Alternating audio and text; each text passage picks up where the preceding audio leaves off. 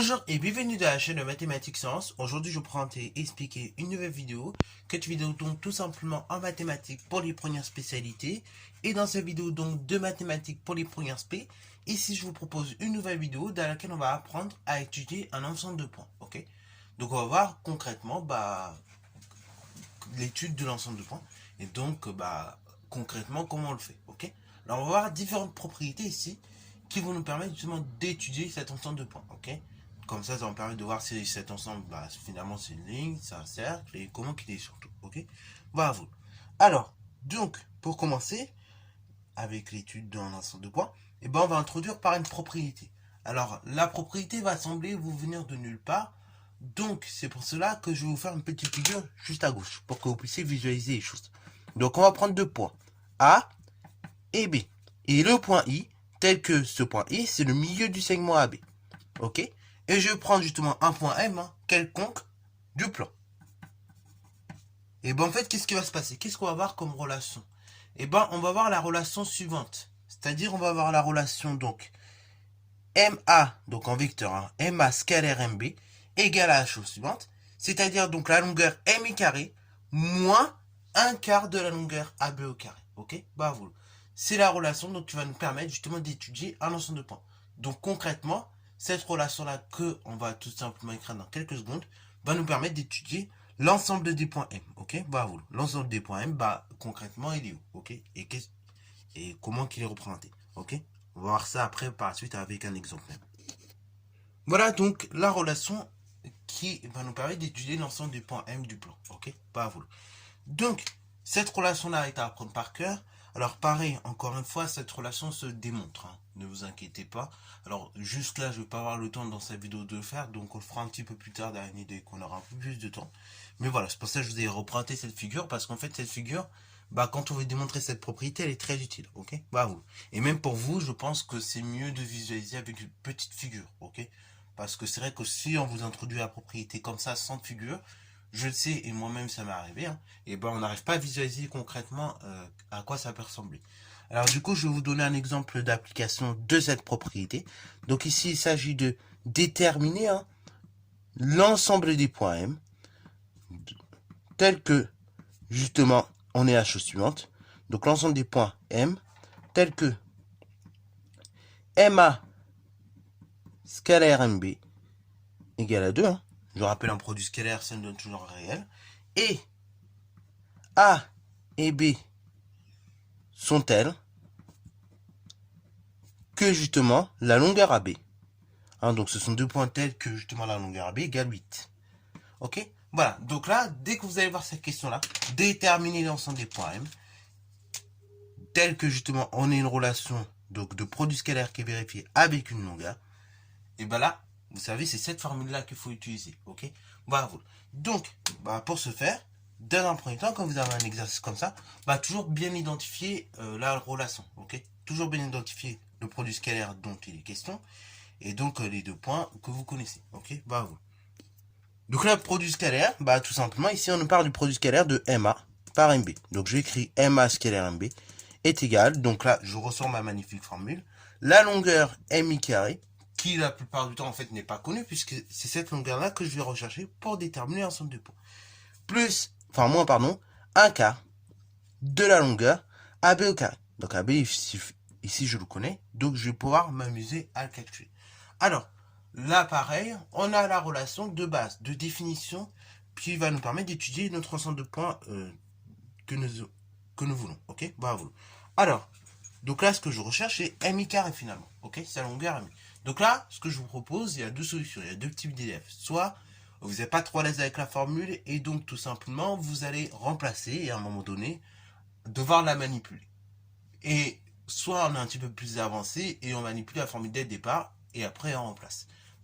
Nous, pour vous habituer à la physique-chimie, à la spécialité, pour ceux qui font l'aspect physique-chimie, je vais d'abord manipuler la formule dès le départ, comme ça après, il y a rien à remplacer. Pourquoi? Parce que tout simplement, en spé physique-chimie, pour ceux qui font, vous avez remarqué que vous perdez des points si vous ne faites pas comme ça.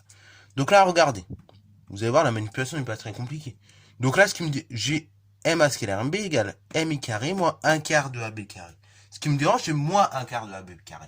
J'additionne tout simplement AB carré aux deux membres. Ainsi, ça fait MA scalaire MB plus 1 quart de la longueur AB carré est égal à MI carré. Plus 0, hein, puisque 1 quart de AB carré moins 1 quart de AB carré, bah ça fait 0. Hein. C'est comme si tu disais j'ajoute une pomme et j'en retranche une. Bah tu obtiens 0. Ok, bravo. Ou c'est comme si tu disais je suis au moins 1 étage et je remonte d'un étage. Bah dans ce cas-là, je suis au 0. Ok, au niveau 0. Alors bon, on peut la retourner, hein, cette relation est irréversible, ça fait MI carré est égal MA scalaire MB plus 1 quart de AB au carré. Ok, bravo. Bon, une fois qu'on en arrive là, et ben tout simplement, je me prends pas la tête. Je remplace par les données que j'ai. Donc, MI carré, c'est égal à la chose suivante. MA scalaire MB, on a dit il vaut 2. Plus 1 quart multiplié par AB carré. Alors la longueur AB c'est 8, donc AB carré c'est 8 au carré. Bon, là le reste n'est que du calcul numérique. Donc ici ça fait MI carré est égal à 2 plus 1 quart multiplié par 8 au carré, c'est-à-dire 64. 1 quart multiplié par 64 ou 1 quart divisé par... ou 64 pardon, divisé par 4, ça nous fait donc 16. Donc en fait, MI carré, c'est donc 2 plus 16. MI carré est égal donc 18. Mais moi, je veux la longueur MI, hein, je l'ai dit. Hein. Donc, c'est pas MI carré que je veux. Donc, je fais racine carrée. Ainsi, la longueur MI, c'est racine carrée de 18. Autrement dit, MI, c'est racine carrée de 9 fois 2. Ce qui veut dire donc 9, je rappelle, c'est 3 au carré. Donc, MI, c'est racine carrée de 3 au carré fois 2. Racine carrée de A fois B, c'est racine carrée de A fois racine de B. Ce qui veut dire donc que la longueur MI équivaut à longueur MI égale racine carrée de 3 au carré fois racine de 2. Ce qui fait longueur MI est égal à la chose suivante. Racine carrée de 3 au carré. Bah, vous avez toujours dit au collège, la racine carrée annule le carré, en quelque sorte. Ici, bien évidemment, ça marche que pour des nombres positifs, cette remarque. Donc du coup, racine carrée de 3 au carré, je réfléchis pas, c'est valeur absolue de 3, ce qui veut dire 3. Multiplié par racine carrée de 2, autrement dit, c'est 3 racines de 2, directement. Ok, donc j'en arrive là. Concrètement, qu'est-ce que ça signifie? MI égale 3 racines de 2. Alors, ça signifie une chose, hein, qui est très simple. C'est que, en fait, notre point M, l'ensemble des points M que je recherche, hein, puisqu'ici, le point M, je l'ai placé ici, mais j'aurais pu très bien le placer par là, par là, par là. Bon, en fait, c'est quoi le point M, cet ensemble de points M? L'ensemble des points M recherchés, c'est tout simplement l'ensemble suivant.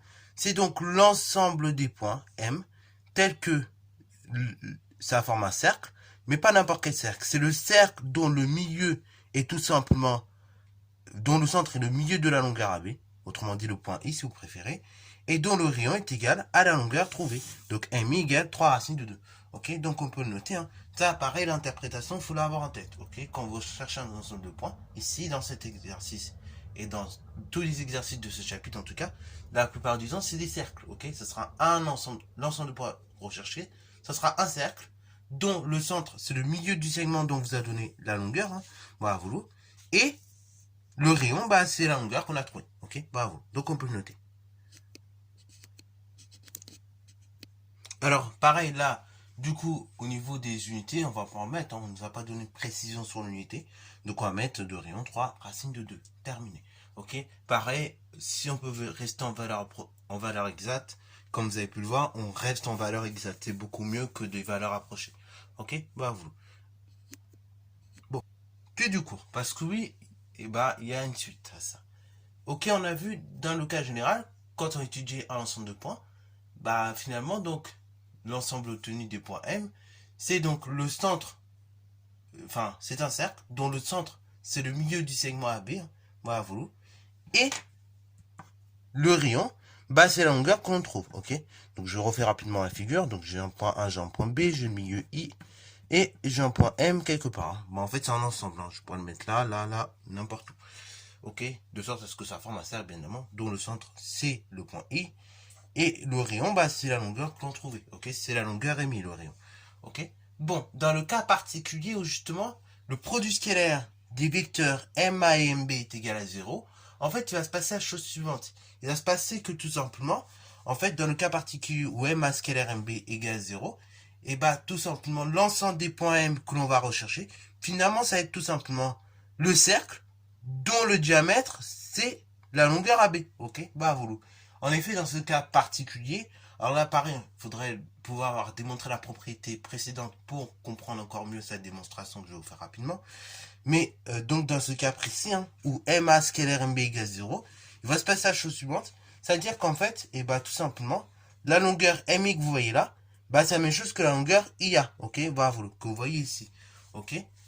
Donc, et bah de ce fait, ça veut dire que tout simplement, tous les points que l'on aura, tous les points M que l'on aura, ce sera finalement les points appartenant au cercle de diamètre AB, ou bien au cercle de centre I et de rayon IB, ok, enfin IM, pardon, qui est égal en fait au rayon IA, ok, bravo.